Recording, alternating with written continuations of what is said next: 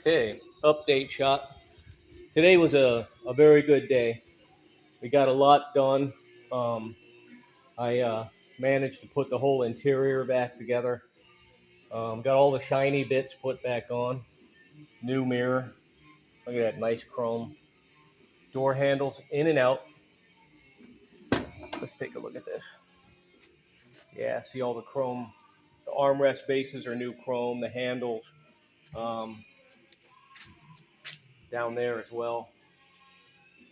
Found the console door lid. Got that together.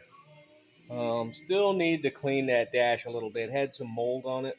Um, I had to really scrub the visors. But I'll tell you what, the interior on this car is standing very tall. So wheels and tires are on their way. The owner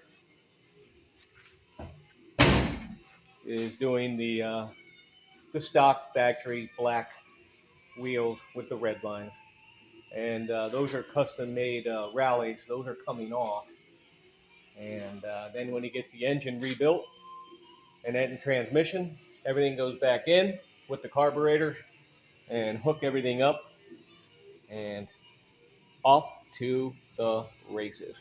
Also did the blackout. That's a factory treatment when they come up.